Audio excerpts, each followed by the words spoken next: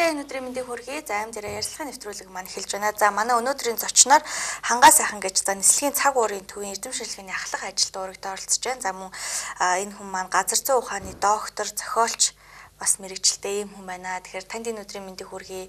Юуны төрөнд бас манай урилгыг хүлээж авсан танд баярлалаа. За баярлалаа. Ийм сайхан нэвтрүүлэгт оролцох боломж олгосон одоо танай телевизийн хамт олонд баярлалаа илэрхийлье. Бид ч гэсэн их баяртай. Яг тэгвэл манай яг нэвтрүүлгийн маань энэ студид зохиолч бол их тоотой удаа оролцож ирсэн. Тэгэхээр та яг орчуулгын зохиолдоор нэлээд их дагнсан олон ном зохиол гаргасан байна. Ер нь орчуулгын хичнээн ном зохиолыг гаргаж одоо үзэгч түмэндийн хүртэл болгов. Ер нь орчуулга хийх ер нь ажлаа яг хизээнээс эхэлсэн бол тэр талаар хоёлаа яриагаа эхлэе те. За тэгээ. За би энэ орчуулгын асуудлыг гэдэг юм уу өөр том ярил тийм ээ бүр 10 жилийн сурагч байхаас эхэлсэн юм аа. Нэг ийм ном байдгийн энэ русский язык гэсэн ийм ном байгаа. Энэ бол 60-аад онд хэвлэгдсэн ном л да Монголд. Тэгээ энэ номонд бол энэ 8, 9, 10 дугаар ангид зориулсан ийм 3 хэсэгтэй. Тэгээ бид 8 дугаар ангид орохоос өмнө 7 дугаар ангид байхдаа би энэ номыг нээхэд энэ 41 дугаар хуудсанд Сергей Есенин Береза гэсэн ийм жижиг шүлэгтэй ийм сайхан залуугийн зураг надад харагдсан. Тэгээ би энэ шүлгийн өөрийн мэдлгүй одоо уншсаар байгаа сээжлээд энэ Сергей Есенин гэж хэм бэ? Тийм ээ. Энэ ямар сайхан шүлэг өчтөг юм ямар сайхан залуу вэ гэж ингэж бодоод энэ шүлгийг анх одоо орчуулах гэж тухайн үед үзсэн байгаа юм л да. Тэгээ энэ шүлгээ бас саасан дээр тухайн үед орчуулсан янз бүрийн хөтөлбөрүүд явж байсан л да. За ингээд яг хуу Сергей Есенины тухай яриагаа бол энэний төгсгөлд жоох яри тийм ээ. Зүгээр 10 дугаар ингээд төгсөөд би одоо Монгол хэл уран зохиолын ч юм уу Орос хэл уран зохиолын ерөн хэл шинжилгээний талаар мэргэжилтэй болж болох байсан ч бас одоо топ хийсгт гайгуу тийм ээ Орос хэлэндээс гайгуу учраас ер нь Оросын холбооны Оросд одоо хуучин зөвлөлт холбоот улсад явж сурах юм сонирхолтой байсан. Орос хэл сурах ялангуяа энэ Оросын зохиолчид тухайн үед бол Орос хэл бол одоо дэлхийн нийтийн одоо бас юу байлаа шүү дээ социалист системийн одоо тийм ээ том хэл байлаа. Ерөн дэлхийг гарчуулах юм боломжтой гэсэн утгаараа зөвлөлт холбоот улс сургуульд явсан юм. За тэнд бол өөр мэрэгчлэр сурсан л да одоо ус цагуурын дээд сургуульд сурсан энэ Украины Одессатын ус цагуурын дээд сургуульд 5 жил сууж төгссөн. За эрхүүд 1 жил бэлтгэл хийсэн. За эрхүүд бэлтгэлд байхаас эхлээд Оросын яруу найрыг сонирхож эхэлсэн. За тухайн үед мөн л одоо анх удаа юм Есенины жижиг номыг эрхүүд бол ирж нэг киоскоос олж авсан юм байна. Тэрнийгээ бол нэг 2 сар гаруй одоо кармалж өгж уншаа сүүлдээ алдчихсан олж чадаагүй. Дахиж Есенины ном олж чадаагүй. Харин Одессад очиод бол одоо нэлээд олон ном олсон байгаа. За тэгээд Одессад очиод сурахдаа бол мэдээж одоо техникийн дээд сургууль байсан. Миний мэргэжил бол байгаль техник хослсон. Ус цагуурын дээд сургуулийг багжийн чиглэлтэй цагуурын инженер гэсэн мэргэжлэр төгссөн. Тэгэхээр хичээл маань нэлээд хүнд юм байсан л да.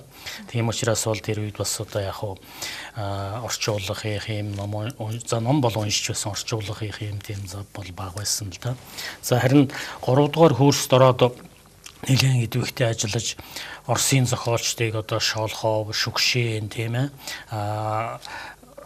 Чингис Айтматов гурвыг нэлээд уншиж сүүлдээ Чингис Айтматовын бүх зохиолыг уншиж Чингис Айтматовын тухай бичсэн бүх зохиолыг уншиж ингээд Орос хэлнийхээ багштай хамт уран зохиолын талаар ярьдаг байлаа л да. Ялангуяа Сергей Есенин тухайн үед одоо нэртэй байсан Евтушенко, Вознесенский, Рождественский гэдэг том одоо эстрадын яруу найрагчид гэж нэрлэдэг шүү дээ. Одоо тийм тэр хүмүүсийн юмсуудыг уншиж ингээд уран зохиолын багш маань намайг дахин одоо Оросын уран зохиолын амтанд орох Оросын уран зохиолыг орчуулах ялангуяа энэ одоо сонгодог зохиолуудыг одоо насан туршдаа ингэж уншиж нөхөрлөж явах ийм үе таалгыг нээсэн л да. Тэр үед бол би Урвцовын нэг ийм ном олж авсан юм. Николай Урвцовын яг ийм ном. Тэр үед одоо төгсөх үеэр ийм ном анх одоо бүрэн төвөрнг л да анх гарсан. Тэгээ энэ номыг олж аваад энэнийг нэлээд уншаад энэ бол зөвхөн одоо тэр Оросд тухайн үед зөвлөлт холбоотолд байсан тэрнийг одоо тайзны гэдэг юм уу эстрадын тийм одоо нийтлэлийн чиглэлийн Маяковскийг үргэлжлүүлсэн тийм яруу найргаас гадна намун уянг гэж бас байдаг юм байна. Энэ Есенин ч намун уянг гэж орд юм байна. Тихая лирика гэж тийм ээ. Тэгээд тэрний одоо урсгалаар явсан тэрний Есенинийг үргэлжлүүлсэн одоо нэлээд хэсэг яруу найрагчд байдаг. Урвцов байна тийм ээ. Глеб Горбовский байна, Соколов байна, Бередерев байна тийм ээ. Гэх мэтлэн ийм том яруу найрагчид бий л дээ. Тэр дотроос Урвцов бол тэдний лидер нь байсан. Тийм учраас энэ урвцовын шүлгүүд бол надад их таалагдсан. Ягаад гэвэл урвцов бол ерөөсө байгальтай хэл амаа болдог. Тэгээд хүний энэ дотоод сэтгэлийн ертөнцийг тийм ээ, хүний дотоод сэтгэлийн ертөнцийг нээх талаар ийм гайхамшигтай хоёр чиглэлээр ерөөсө уран бүтээл явдаг л да. Байгаль, хүний сэтгэл гэсэн югаар. Тэгээд энэ юмсуудыг нэлээд уншсан эхэндээс орчуулъя гэж бодоогүй. Тийм боломж байгаагүй, ажил дээр гарч ирээд харин сүүлд бол одоо 80-аад оны дунд 50-аас эхэлж энэ юмсууд орчуулах ажилд нэлээд орсон. За энд нөлөө үзүүлсэн хүн бол за би багшийн дээд сургуулийн нэгдэлд явдаг байсан юм. За энэ нэг хэсэг Мендоё дараа нь Саруул буян гэдэг одоо манай утга зохиолын нэртэй мастерууд болсон тийм ээ. Олон шагналтай сайн зохиолчд байгаа шүү дээ. Одоо 50 хол гарсан 60 төгсөн. За тэн дээр Даш Балбар гэж хүн ирдэг байсан. Эхэндээ бол одоо яг хөө тэгж танилцсан. Горхи төгсөж ирсний дараа Даш Балбартай бол нэлээд одоо хоёр дотн болсон. Энэ орчуулгуудаа үзүүлсэн.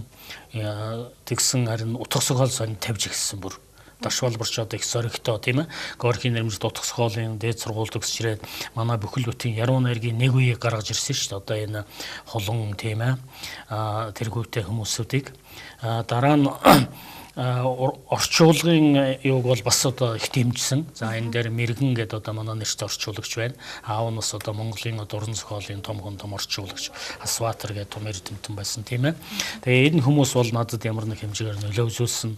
Дараа нь би энэ сонгны амралтанд амарч байгаад нэг одоо хэсэг зохиолчтой хамт таарсан юм. Энд удуулагч байсан, тэнд таарсан амаргоо байсан орчуулагч. За Акимгоод энд байсан Чингис Айтматовын Саазын тавцсан зохиол орчуулад дөнгөж явсан байсан. Тэнд харин Даштава гэдэг манай орос хэлний том одоо мэрэгжилтэн хүн байсан. Энэ хөвсглийн хүн л дээ.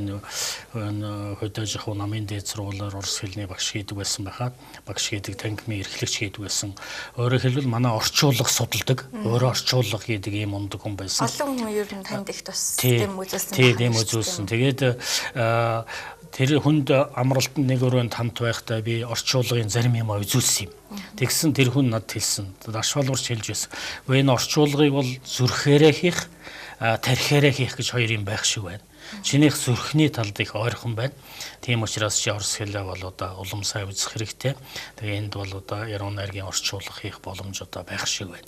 Энийгээ бүү хаяараа гэж хэлээд ингээ явсан юм байна. Тэгээ дахиж бид уулзч чадаагүй Москвад очиж зайлвал бас докторийн зэрэг хамгаалах гэж аваад бас одоо нас барчихсан шүү дээ. Тэгээд их гүнигтэй явдал болсон. Би тэр хүнд бас нэг шүлгээ зориулсан байдгийн. Одоо мөнгөд дурсч байдгийн. Их одоо сэтгэлийн дэм өгч гаргасан хүндээ. Николай Рувцов гэдэг Оросын алдарт зохиолч хүн бүлд мэдэх бах. Ер нь энэний нэрмжит бүх Оросын шагнал гэж байна те. Энэ шагналаас таны ингэр дээр зөөсөн байна. Тэгэхээр энэ шагналыг бас тэр болгон зохиолчид хүртээд байдаггүй. Монголоос авсан хичнээн зохиолч байдгийн болоо ер нь энэ ер нь ямар учир утгатай шагнал юм бол та ер нь шагналаа яг ямар зохиолоор ямар одоо уран бүтээлээрээ хүртсэн бол тэр талаараа яриач. За ер нь манай монголчууд бол Оросын уран зохиол, Орос зөвлөлтийн уран зохиолыг орчуулах талаар ерөөсөө маш өндөр түвшинд явдаг шүү дээ. Социализмын үед ч одоо манай айхтар том орчуулагч за бүр насагд оржоос эхлээд амьд Эренчин тийм ээ. Дамдын сургууль Эренчин за тэгэл одоо сүүлийн үед Акимгоо тийм Гомбсүрэн гэл ингээл том орчуулагчд байгаа шүү. За тэр Бадраагоо байна, Сод Номдорж байна, тийм ээ Даш Сэрэм байна. Энэ хүмүүс маань Орос зөвлөлтийн сонгодог зохиолуудыг ёстой чинээнд тултал орчуулж чадчихсан. Ялангуяа өргөлцөгийн зохиолыг. За тэр дундаа яруу найргийн орчуулгыг бол одоо маш их хийдэг байсан. Энэ нэг бол насагд орж Дамдын сүрэн за дараа нь Сэдэн дорж чимэд гэдэг энэ бол Пушкин, Лермонтовын зохиолуудаас эхлээд тийм ээ. Есенийн зохиолуудыг одоо хийдэг байсан, маш их өндөр түвшинд хийдэг байсан. Тэгэхээр энэ хүмүүс маань бас их олон шагналтай, Горкийн шагналтай тийм ээ.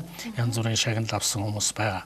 Зүгээр миний энэ шагнал бол яг энэ Звезда Полей гэдэг Оросын бас утга зохиолын тийм ээ олон шагнал бай. Есенийн шагнал бай, Дэлбэгийн шагнал, нэрмж шагнал бай, Блокийн нэрмж шагнал бай гэх тийм ээ. За энэ Урвцовын шагнал бол тэр Урвцовын амьдрал уран бүтээлийг судалж, Урвцовыг сурталчилсан ийм хүмүүст олгодог гэсэн. Энэ бол одоо нэг 20 жил явж байгаа юм байна лээ. Бас нэг 20 хүнд олгосон байдаг юм. За яг Монголоос бол анх удаа би авсан л да. Яг ер нь гадаадаас анх удаа би авч байгаа юм. Ягаад гэвэл энэ 2009 онд манай зохиолчдын том ой боллоо штэ. Энэ ой нь босхон дээр одоо хүмүүсийг шагнал магнал тодорхойлох асуудал яригдсан юм л да.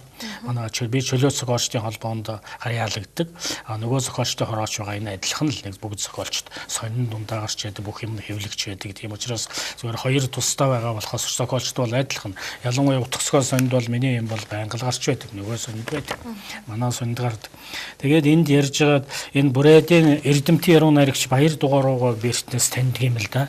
Тэгээ энэ Бүрээдийн бас нэг намжлын буй гэдэг юм яруу найрагч энэ Орос төр бичлэг хоёрхан яруу найрагч байсан.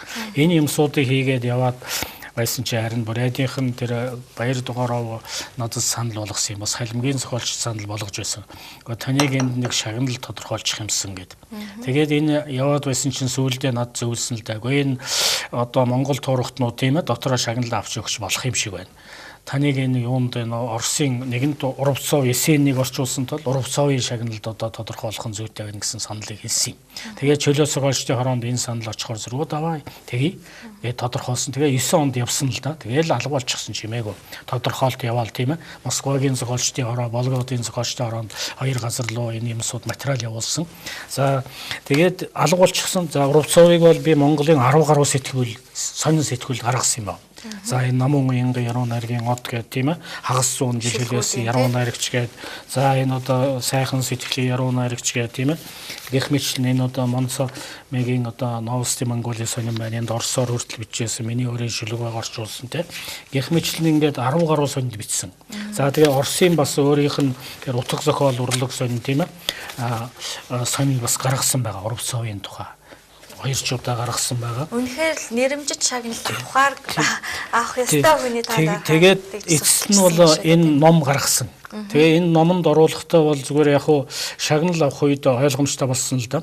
Тэр хүмүүсийн гол бүтээл гэж байд юм байна. Одоо жишээлбэл 1000 шүлэг бичлэх тэр хүний 100 гол шүлэг тий 100 шүлэг бичлэхэд 10 одоо гол шүлэг байд юм байна л да. Зүгээр яг 10 100 биш л дээ. Тэгээ ингээ харахад энд бол Уравцовыг тодорхойлох тэр тал нутгийн одод тийм ээ гэх мэтлэн одоо гол бүтээлүүд нь энд орчихсон гэж орчуулагдчихсан өөрөөр хэл Монгол дээр. Тэгээд энэ номонд гарчихсан 40 тавиад шүлэг нороо гарчихсан. Ийм болохоор зэрэг тэд бол нэгэн дуугаар за энэ Монголын энэ орчуулагчд өгөө гэж тохирсон юм байна л да. Тэгээ явсаар байгаа л сая 11 оны босхон сүүлд тий намаа гинт дуудсан Москвагаас та одоо ийм шагналын эзэн болжээ гэж. Тэгээ хоёр хүн тэр онд тодорхойлсон байна лээ. Сичнева гэдэг Людмила Сичнева гэдэг нэг яруу найрагч эмэгтэй. Тэр хүн бол 200 гаруй хүнээс гарч ирсэн гэж байгаа. Би бол нэг 10 хэдэн хүнээс гарч ирсэн. Тэр нэг гадаад дотоодын Уравцовыг судлаа сурталчлагч гэдэг утгаар. Тэр хүн бол өөрөө шүлэг бичдэг өөрийнхөө шүлгээр Уравцовын нэрмж шагнал авч байгаа. Тэгээд ийм явдал болоод одоо сандарч Москва очиад Москвагийн зохиолчдын хорон дээр очиж тийм ээ. Энэ зохиолчдын хороонд ордонд Коничев гэдэг зохиолчдын дарга энэ хүн байгаа. Манай энэ төдөв ахын тэрийг маш сайн таньдаг юм байна лээ. Монголд ирж байсан тийм ээ. Говьд очиж байсан тухай сайхан сэтгэл ярьж байна лээ. Тэгээд энэ хүний өрөөнөөс өдүүлж мордуулаад Волгодын хязгаар яваад Волгодд очиод тэр Волгод хотын Вологда хотод очиод за энэ бас зохиолчдын хороонд авахулсан 3 тэр үеийн хүмүүс байна. Тэнд 3 хонсон л да. Тэгээ бүх газраар нь явсан. Есен энэ одоо шагналгаар дуулж байгаа зураг байна. За энэ Есений анхны хөшөө тотомд байдаг. Энд анх техникумд байсан хүн л дээ. За гэх мэтлэн энэ ус тэр шүлгийн нөгөө хөшөөний аяхан дээр гэдэг тийм ээ. За энэ Вологда хотод байгаа юм. За ингээд зохиолчдын хорооны энэ нөгөө хөшөө одоо шарил гэдэг юм уу бас оршуулгын газар нь очсон цэцэг тавьсан тийм ээ. Ингээ явсан л да. Ингээд тэр Уравцов бол яг 35 он төрсэн хүн шүү дээ. 35 он төрөөд 36 он төрөөд 75 онд нас орчихсон. 36 он төрөөд 71 онд нас барсан хүн шүү дээ. 35 настай ерөөсөн. Тэгээ энэ хооронд л одоо орон бүтээлээ хийсэн хүн шүү дээ. Тэгээд их хов заяаны хөрөвдөлтэй одоо 6 настай байхад ээж нас бараад наавн фронтд яваад тийм ээ. Тэгээд одоо өнчин хүүхэд өсөхтэй газар өссөр Николскаяга тосхонд өссөн. Тэнд 7 жилийн сургууль төгссөн. Тэгээд тотомд хажуухан талд нь тэнд ойн техникум сурсан. Тэгээд тэрнээсээ хаяад гарсан. Тэгээ яг бол Ленинградныг жоохон ажиллаж байгаа тийм ээ. Тэгээд усан сэрэгт явсан хүн шүү дээ. Хойд одоо Северн морской, северный морской плот гэж байдаг тийм ээ. Одоо хойд одоо тэр цэргийн усан цэргийн юунд алба хаагаад олон жил алба хаагаад тавиад оны сүүл хүртэл. Тэгээд сүүл дахиж Ленинградта эргэж ирээд тэнд Кировын завод ажиллаж байгаа. Тэндээс 10 дугаар анги ичнээгээр төгсөөд Горький нэрмж дутх сколын дээд сургуульд шалгалт өгөө тэнцээд орсон хүн шүү дээ. Тэгэхээр Сергей Есенины яг Белая береза, Падмаи Макно гэж бид нар бас 10 жилдээ яг таны яг нэг барьж явж байгаа энэ ном дээр цээжилж исэн. Тэгээ Сергей Есенин бол одоо хүртэл бас үзэгчдийн зүрх сэтгэлд яг энэ залуу хэвээрээ үлдсэн л дээ. Тэгэхээр яг энэ хүмүүсийн маань оюуны талх болсон энэ яруу найргийн орчуулгыг ер нь хийхэд одоо хүндрэлтэй асуудал юу байдгийг зохиолчтой маань хувьд тулгардаг гол зүйлүүд юу байдгийг өнөөдөр бас орчуулгын яг энэ яруу найргийн шүлгүүд маань олон нийтэд ер нь хэрэг хүрч чадчихжээ. Одоо бид залуучууд тэр болгон ном уншаад, ном бариад шүлгүүдийн цээжлээд байдаг. Одоо яг энэ үе ард өнгөрч ах шиг байна л да. Тэгэхээр энийг ч гэсэн их олон зүйлээр ярьж байна. Тэгэхээр энэ дээр ер нь яг энэ яруу найрагчдын шүлгийг орчуулах, за тэгээд тэдгээр маань олон нийтэд залуучуудад тэр тусмаа те оюуны хөрөнгө оруулалт болох тал дээр ер нь ямар дутагдaltaй тал байна? Та ер нь энэ талаар зохиолч хүний хувьд бодож явдаг зүйл юу вэ? За яг чухамхүү би энэ одоо хүн ардынхаа оюуны хэрэгцээнд зориулж тийм ээ оюуны хөрөнгө оруулж одоо яруу найраг гэдэг чинь одоо гоо сайхны өндөр түвшний урлаг шүү дээ тийм ээ энэ юмсуудаар би хүн ардаа тус болж тийм ээ ялангуяа залуучуудаа хойш үедээ үлгэр жишээлжүүлэх юмсан гэдэг үүднээс энэ юмсуудыг хийж байгаа юм л да. За үнэхээр энэ уран зохиолын орчуулга гэдэг бол амаргүй. Жишээлбэл техникийн орчуулга бол мэрэгжлийн орчуулга бол амархан шүү дээ. Одоо ингээл номын чинь одоо ингээл Оросоос Монгол руу, Монголоос Орос руу шууд л бичиж чхан тийм ээ. За өргөлцүүгийн зохиол бас гайгүй. Тэрний чинь одоо ингээд уншаа тийм ээ. Хуудсаар нь одоо тулгаал орчуулчих шүү дээ. Туршлагатай хүмүүс. Манай одоо ийм мундаг орчуулагчид байгаа Ахмад үеийн айхтар мундаг. Тэд маш тэдний школ гэж одоо манад нэлээд том школ байгаа. Тэрнээс бид одоо байнга суралцж байгаа. За яруу найргийн орчуулга гэдэг бол амаргүй. Тэр дунд яруу найргийн орчуулга гэж Чепуха гэж бас нэг Оросын одоо том хүн хэлсэн байдаг. А гэхдээ Чепуха биш л дээ. Ягаад гэвэл тэр нэг хэлэн дээр бичиж болж байгаа юм чинь хусны тухай тий. Белая береза гэж бичиж байгаа юм болвол цагаахан хус гэх тийм ээ. Цав цагаан хус гэд Монголд бас л үг нь байж байгаа. Тийм учраас боломжтой орчуулга байх уу. Энэ орчуулгаар явж ижил одоо ард түмэн бие биендээ ойлголцсон шүү дээ тийм ээ. А гэхдээ яруу найргийн орчуулга бол маш төвөгтэй. Тийм учраас энэ яруу найргийг орчуулна гэдэг бол энэ бол одоо ёстой чөмөг дундалсан ажил. Энэ бол үнэхээр эцсийн зэг дээр бол зүгээр авьяасгахаас үл маш их одоо өндөр мастерства эзэмшсэн байх ёстой. Тэгээд за яг онол бас байх ёстой. Ерний яадаг тийм. Энэ ямар байдлаар бичигдсэн шүлэг юм. Энэ хизээ бичигдсэн шүлэг юм. Орон зай цаг хугацааны асуудал. Дараа нь онол байна тийм ээ. За энэ ямар хэлбэрээр бичигдсэн юм тийм ээ. За тэр улс үндэсний юуг тусгасан юм байгаль зан заншил энэ бүх юмсуудыг авч үзэх ёстой. Тийм учраас энэ бүх юмсуудыг судлах ёстой эхлээд энэ юмсуудын одоо 100% ойлголттой болсны үндсэн дээр за тэр хүний зохиолыг орчуулах ажилд орд юм шиг байгаа юм л да. Одоо ингээ явсаар байгаа. Тэгээд яг хуу тэр шүлгээ эхлээд уншин тийм ээ орчуулна тийм ээ. Зүгээр яг хуу би жишээ болгож хэлэхэд энэ Сергей Есенины Шагане тийм ая Шагане гэдэг шүлгийг манай олон орчуулагчид орчуулсан байна л да. Сая энэ манай шүлэг маань ерөнхийдөө орсоор уншихад ч гэсэн бүр их тийм уянгалаг цаанаасаа нэг тийм уянгатын халилтай байдаг шүү дээ. Тэгэхээр яг энэ хിവэр нь гоё орчуулж чадчихээн үгүй гэдэг дээр бас. За энэ бол үнэхээр амаргүй. Ягаад гэвэл Есенин байгаль хоёр бол ерөөсөө Есенийн сэтгэл зүрх байгаль бол одоо Есенийн юм гэж. Өөрөөр хэлбэл ерөөсөө байгалийн хэлээр ярьдаг яруу найрагч. Энэ бол үнэхээр гайхамшигтай. Тийм учраас Есенин бол одоо дэлхийд одоо болтол ингээд сэл залуухнараа тийм ээ дэлхийн одоо сонгодог хэмжээнд яваад шүү дээ тий. За энэнийг үргэлжлүүлэгч урвцаг маань адилхан. Зүгээр энд яг сая энэ манай зарим орчуулагчдын бүтээлээс эмэгтгэхэд энэ Хинти аймгийн яруу найрагч залуу яасан ийм ном хийсэн байна л да. Ган очир гээд. За энэ бол би бас сонин хэвлээс юм уншиж байгаа. Энэ бол бас авьяаслаг яруу найрагч нэлээ юм боддог ийм залуу л да. Тэгээ энэ 8 хүний орчуулгаар Шагане тийм аяа Шагане гэдэг шүлэг нь байгаа юм тийм ээ. За энийг энд байрлуулсан байна л да. Зүгээр энийг би сая энэ номыг гэртээ аваачихад бол манай хүүхдүүд энийг харж ирсэн гинт судалгаа хийсэн байгаа. манай томоохон бас энэ Монгол Улсын их сургуульд өгсөн англи монгол хэлний ангийн хүн л одоо их сургуульд багшилдаг тийм ээ, хэл шинжилгээ багш. Дараа нэг охин байна Монгол Улсын багшийн их сургуульд орос монгол хэлний анги сурдаг юм. Тэгээ хэд сонирхож байгаад гоо энэ их сонин орчуулгууд байх юм тийм ээ. Энэ юм орчуулдагт одоо нэлээд одоо төвөгтэй юм да яруу найрга. Тэгээ судалгаа хийсэн маа. Мессений шагане тимая шагане потому что из севера что ли гэж шүлэг шүү дээ. Энэ шүлгийг судалгаа хийсэн маа. Өөрөөр хэлбэл энэ шүлэг одоо 129 үгтэй гинэ. За тэрний нэг 60 үг дангаар байна гин. Тэр бүгсийн сангаар нь судалгаа хийчихсэн маа.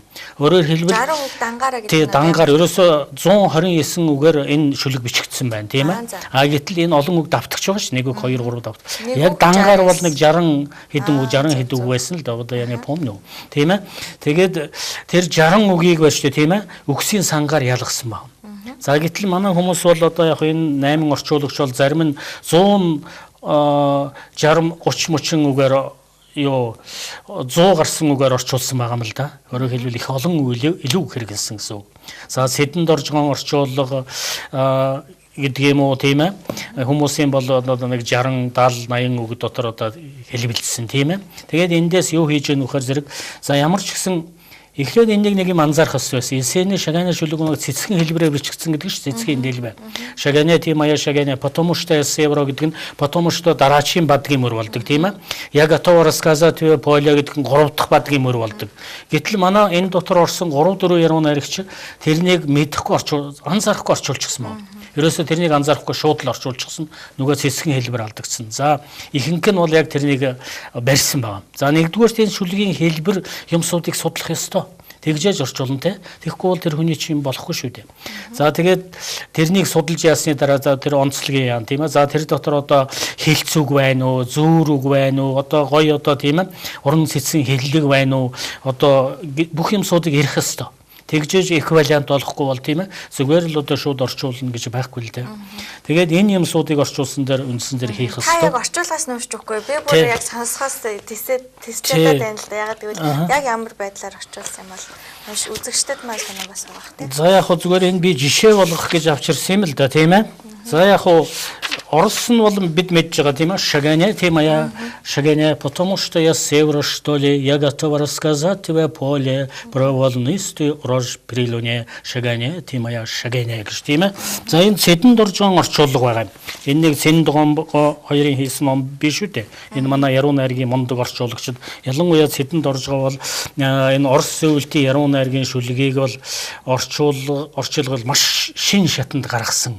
За манай Дамдын Сүрэнгой байна тийм ээ. Насаг доржин Пушкиний хэдэн шүлэг байна. Дараа нь Чимэд гон орчуулгууд байна. Сэдэн Жавгон орчуулгууд байна. Перинлегон орчуулгууд байна тийм. Тэгээд дараа нь энэ Сэдэнд орж байгаа энэ хүмүүс бол үнэхээр одоо Оросын яруу найргийн орчуулгын бас нэг эд бахыг үзүүлж байсан хүмүүс. Энэний школоор одоо бид явдаг. За энэ хүн маань ингэж орчуулсан байна. Шагане тимая шагане потому что севера гэдэг шүлэг шүү дээ. Хонгор хайртай шагане минь хойноос ирсэндэж тэр юм уу сартад халиурах тариалан саруул талаа магтмаар байна гэж орчуулсан байна. За дараагийн нэргүй бол ингэж орчуулсан байна. Хонгорхон миндэ шагане миндэ холын умраас ирсэн болохоор би чин хөх тарай сарны цагаан туяанд хонгортон долгисдгийг нь ярьж өгье л дөө хонгорхон миндэ шагане миндэ гэд. За хангаа сайхан. За миний орчуулга явж байна. Зүгээр яг шагане чи миний шагане умраас ирсэн болоо тэр уудам талаа магтмаар байна. Шаргих тарай сартаад халуурн шагане чимэний шагане гэж умраас ирсэн болооч тэрүү тентхийн саран ямар том гэж өгн Шираз нутаг сайханч тэнүн Рязаны талыг үүсхүү умраас ирсэн болооч тэрүү уудам талаа магтмаар байна. Хонгор усмын тарианаас гаралта хөсвөл чи хурууга ороож үзээрэй. Хэрхвч би өвдлөө гэж хэлэхгүй. Уудам талаа магтмаар байна. Шаргих тараа сарта халуурн шаргал үстэй минь жишээрээд сайхан чимэн хөөрөн байсна. Сэтгэлийг минь харин битгий уяра. Шаргих тараа сарта халуурн шагане чимэний шагане умрын нутаг тосорсон нэг бүсгүй өвлийн өргөв чамтай адилхан үнэхээр тэр намайг хүсэж байж мэднэ. Шагане чимэний шагане гэж За энэ миний орчуулга ухаантай юм. Дараа нь Дашцэвгийн орчуулга байна. Амраг жаахан шагаанаа минь шагаанаа минь алс нутгаа мөрөөдсөн сэтгэлийн хэмуда аглахын талынхаа тухай хуучилмаар санагдана. Алимын сарны туяан тарайн халиурн амраг жаахан шагаанаа минь шагаанаа минь гэдэг. За дараа нь алтан гэрэл гэдэг түүний орчуулга байна. Шагаанаа хонгорхон шагаанаа чи минийхээ чанх хойд нутгийнх болохоорч тэр юм уу сарны гэрэл долгоотох хөх тариатай саруул талаа чамдаа ярмаар санж шагаанаа хонгорхон шагаанаа минь гэж. За дараа нь баясгалан гон орчуулга байна. Амраг жаалхан шагаанаа чи сонс алс нутгийн сэтгэл өөрлөсөн надад алимын сар алтан тариагаа магтаж ахин дахин дурсан ярмаар байна гэж. Дараа нь хишиг ундралын орчуулга байна. Амраг жаахан шагаанаа минь хонгор минь алс умрынхаа араншин өөрлөсөн болохоор ариун талынхаа сүнс сүлдийг дуудана ахин дахин дурсан ярмаар байна. Амраг жаахан шагаанаа минь хонгор минь гэж. За дараа нь Дарс Сүхбаатарын орчуулга байна. Шагаанаа миний хонгорхон шагаанаа чамдаан би умраас ирсэн болохоор сарнаа долгоолох хөх тарианы тухай сайхан тал нутгаан би дуулна шагаанаа чи миний хонгорхон шагаанаа гэж ингэж орчуулсан байна. За эндээс юу хэлж болох вэ гэхээр зэрэг Монголын уншигчид бол энэ орчуулагчдын ачаар тийм ээ Есений шагаанаа шүлэг гэдэг ийм сайхан шүлэг байдаг юм байна гэдгийг бүрэн ойлгож авч байгаа юм тийм. Янз бүрийн талаас бүрэн одоо орчуулсан гэж үзэж болно тийм ээ. Гэхдээ энд нэг юм ажиглагдсан. Сая дээр манай хүүхдүүд хийсэн байна л да. За энэ орчуулгыг бол одоо хоёр ангилж авч үзмээр байна. Яг жинхэнэ одоо орчуулга тийм. Одоо прямой перевод гэж шууд орчуулга гэж тийм. Өөрөөр хэлбэл тэр хонгорхон шагаанаа минь шагаанаа чи минийх шагаанаа гэдэг ингэ орчуулга. За нэг хэсэг нь бол авторизированный перевод гэж утгачлсан орчуулга гэж. Ягаад гэхээр зэрэг зарим нь бүр 50% илүү ашиглаж 25-аас 60% илүү үг ашигласан байна. 25-аас 60%. Тэгээ ерөөсө 25-аас илүү үг ашигласан болвол ер нь авторизированный перевод гэж хэлж болох юм байна гэж ингээ яаж байгаа. Гэхдээ энэ онол одоо тэд бас үзэж байгаа байх л да. Яг одоо авторизированный перевод гэж юу юм тийм ээ? Одоо прямой перевод гэж юу юм тийм ээ? Прямой эквивалентный перевод гэж би бодоод байгаа юм л. Хүний имийг бол одоо гүтгэх ёсгүй тийм. Тэнд илүү дутуу үг бол заяр нь хэрэглэх одоо хэцүү дээ. Тэгэхгүй бол тэр хүний чинь тэр хүний юм биш орчуулагч их болчих шүү дээ. Тийм учраас бол одоо энд бол үгүүдээр бол маш сайн ажиллах ёстой. Үгүүгийн утгыг одоо шүүржээж хэлэхгүй бол болохгүй л да. Нөгөө Маяковский хэлдэг байсан шүү дээ. Нэг мөрөвчхийн тулд мянган үгийн хөдөр ухна гэж. Тэрнтэй адилхан энэ орчуулагд бол их одоо болгоомжтой ажиллахгүй бол болохгүй болж байгаа юм л да. Монголын үзэгчдэд маань бас ямар байдлаар хүрж ийн үү гэдгийг бас их бодолцох хэрэгтэй юм шүү. Тэгэлгүй яах вэ? Өөрөөр хэлбэл тэр шүлгийн хэлбэрийг хадгалаад тэр шүлгийн одоо утга санааг бүрэн гаргаад тийм ээ. Тэр шүлгийн одоо хөгжмийг гаргах ийм гурван зорчин байна л да. Тэр л одоо гарсан байх хэвээр. Аль нэг нь дутагдвал тэгэл доголдоол явчих нь л да тийм ээ. Өөрөөр хэлбэл бид хоёрын бас ярилцах цаг маань ерөөдөө дуусч байна. Тэгэхээр та бас олон өөрсдийнхөө номноос авчирсан энэ номноосоо бас үзэгчдэд сонирхуулаач өөрийн бас зохиол байгаа гэдгийгсэн. За дээрэс нь би танаас түрүү асуусан. Одоо яг залуучууд маань яруу найргийг нэлээд их сонирхох нь ховор олжээ. Унших нь за тэднийг түгээх нь эднэрийг одоо яаж олон нийтэд хүргэх хэрэгтэй гэдэг юм бол ямар байдлаар хүргүүл зүгээр гэдэг юм бол ном одоо унших нэлээд их ховор урдсан биш үү те. Тэгэхээр энэ тал дээр та яг өөрийнхөө бодлыг хэлээч ямар зөвлөгөө өгөх үү? За энэ үнэхээр энэ үнэн л дээ. За Монголд нэг 1200 орчим зохиолч байдаг юм шиг байна. Одоо данстай 1200 орчим. За тэр зохиолчд л бол өөр өөрсдийнхээ ямиг уншиж байна. Нэг үг хэлэхэд одоо хэрвэл бид энэ номоо бол нэг 300 ширхэг хэвлүүлж байгаа тийм ээ. Өөрснөө хуваар хэвлүүлж байгаа шүү дээ. Тэгээд тарааж байгаа. Тийм ээ. Ихэнхийн бараг одоо гарын үсэг зураад бэлгэлээ дуусч байгаа юм л да. Тэгээ ингээд энэ номыг тэдэл маань аавна. Бид нэг хэсгийн бэлгэлэн дэлгүүртээ тавьсныг тэдэл авчихна. Тийм учраас нэг 300хан ном бол одоо Монголд бол тэгэл явчихна тийм ээ. Хөөчихнө. Тэгэхээр зэрэг ерөөсөө нөгөө мянган зохиолчд л өөрсдийнхээ юмыг л уншичл энэ гарч байгаа бүх юмыг уншээд л одоо худалдаж авчих гэж байна. Өөрөөр хэлбэл нэг зохиолчийн гэрт ороход бол хан дүүрэн номгоо зохиолч нэгч байхгүй. Бүгд одоо тийм номтой бүр номын сан бүхэл бүтэн өрөө номын сан болгочихсон хүмүүс байгаа шүү дээ. Энэ одоо өвгөн баас тахаас эхлээд бүтэн бүхэн өрөө тийм. Тэнд ч ингээд энэ манай Ахмад зохиолчдоос эхлээд номын одоо шуналтангууд тэдэл өөрсдийнхээ юм авч байгаа. Зүгээр залуучууд бол үнэхээр уран зохиол оншихгүй байна. Уран зохиол бусдуудаа мэрэгжлийн хүмүүс. Би ч одоо хамт ажилладаг хүмүүсээ мэднэ л дээ. Ер нь уншихгүй шүү. Ер нь дэлхийн сонгодог уран зохиолуудыг мэдэхгүй. Тэр байтугай Монголынхаа хэн сонгодог юм, хэн юу хийдгийг мэдчихгүй. Тийм ээ. Тэгээд энэ бол их гуниг. Ягаад гэвэл энэ урлаг гэдэг юм бол хүнийг одоо гэгээлэг болгодог, хүний сэтгэлийг ариусгадаг юм шүү дээ. Тэгэхээр зэрэг энэ рүү бол залуучуудыг тийм оруулахын тулд их сурталчилгаа хэрэгтэй л дээ. Маш их сурталчилгаа хэрэгтэй, ойлгуулах хэрэгтэй. Манай зохиолчид газар сая явж одоо уран бүтээлийн уулзалт хийх хэрэгтэй, сургууль дээ. Энэ их дутагдaltaй байна. Муу сайн зохиолчдын маань одоо урж аваач нэг сайхан цаг 2-3 цаг юм уншуулаа тийм ээ. Одоо ингээд гаргачих газар ирэн цөөхөн байна шүү дээ. Ганц нэг уран зохиолын багш нар л одоо тэгж байна. Одоо жишээлбэл Нисгэд би амьдардаг тэнд одоо манай эхнэр сургуулийн багш л да. Нэг 2 удаа очиж би нэг уран зохиолын энэ юмсуудыг ярьж өгсөн хүмүүс их сонирхчихлаа. Нэг удаа бол сурагчид, нэг удаа эцэг эхчүүд хамтарсан юм. Хүмүүс их сонирхч байл. Гэх мэтлэн. Тэгээ манай энэ одоо том зохиолч зөвхөн нэг л болор цом тийм ээ алтан өдөл ороод өнгөрч шít. Энэ сурчлагаа маш их хийх хэрэгтэй юм. Газар сайгүй явах хэрэгтэй юм. Орсууд тэгдэг шүү дээ. Одоо Оросын одоо амьд байгаа том алдарт Яруу найрагч Евтушенко бол одоо дэлхийгээр явж шүлгээ уншдаг шүү. Том одоо 20-30 хуудас том найраглалаа том стадионы тайзан дээрээс уншдаг шүү дээ. Гэх мэтлэн сурт.